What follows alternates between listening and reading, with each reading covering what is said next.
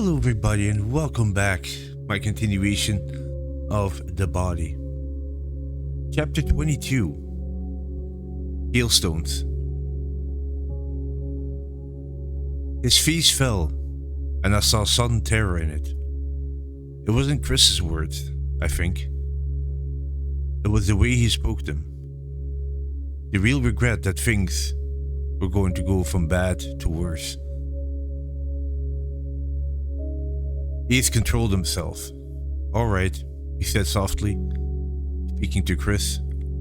But you know what's going to happen to you, don't you? No, I don't, Chris said. You little worm, Eyeball said loudly. You're going to end up in the hospital. Kiss my ass, Chris told him. With an angry cry, Eyeball started forward, and Chris put a bullet into the water about 10 feet in front of him. Eyeball jumped back, cursing. Okay, he said. Now what? Now you guys are going to get back into your cars and go back to Castle Rock. And after that, I don't care. But you aren't getting him. He touched Ray Brower lightly with his foot. Do you understand? But we'll get you, he said. He was starting to smile again. Don't you know that? We'll hurt you. Sincerely. I can't believe you don't know that. Oh, why don't you just go home and...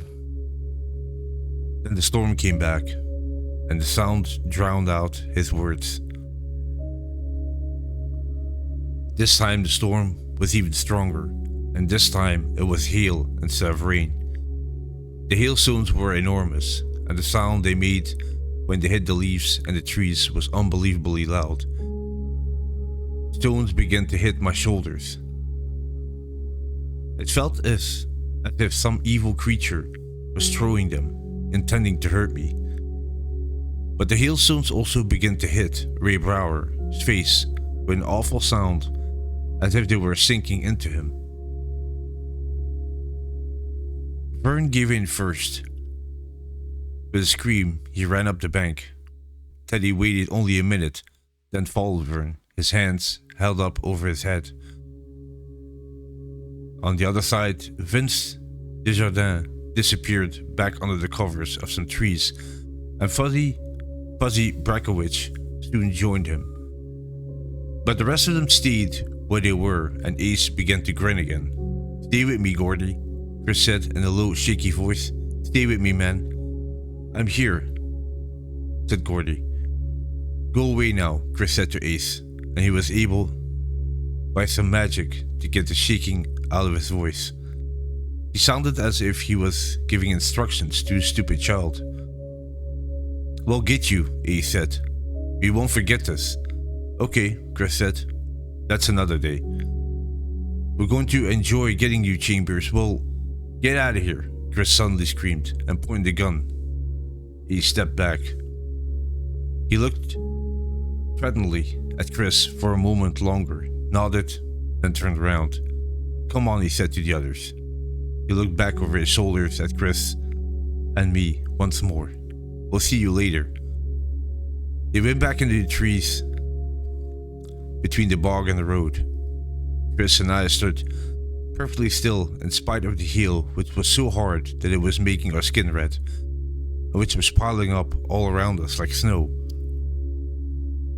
We stood and listened until we heard the sound of the engines of 2 cars. Chris went and checked if they were really gone. When he came back, he said, We did it. But I was shaking all over. We looked at each other warmly for a second and then looked down together. A nasty thrill of fear shot through me. And the sound of Chris moving his feet let me know that he too had seen it. Ray Brower's eyes had become wide and white, as if he was staring blindly. A second later I understood what had happened, but understanding didn't make the horror less. His eyes had filled up with round, white hailstones. Now water was running down his cheeks, as if he was crying. Chris and I just looked at each other helplessly. Branches cracked behind us. I spun around, sure that Ace and the others were coming back, but it was Vern and Teddy. "What are we going to do, man?" Chris asked. He was still looking down at the body, and I didn't know whether he was talking to me or to it. "We're going to take him back, aren't we?" Teddy asked, puzzled. "We're going to be heroes, isn't that right, man?" He looked from Chris to me and back to Chris again. Chris looked up, as if he was suddenly waking up from a dream.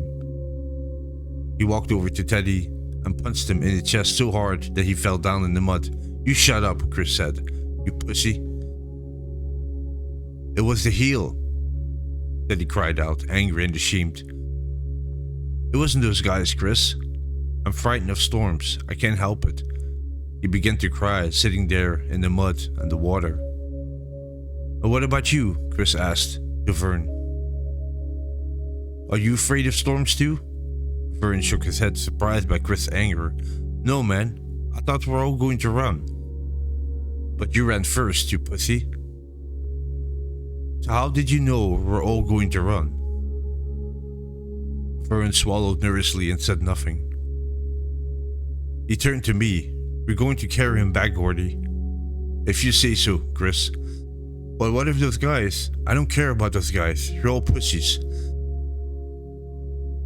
"Chris, they could call the police for revenge. I don't care," he screamed, and leaped at me. But one of his feet hit Ray Brower's body. He fell to the ground and lay in the exact position Ray Brower was lying. I looked wildly at Chris's feet to make sure his shoes were still on. Then he began to cry and scream, beating his hands and feet on the wet ground.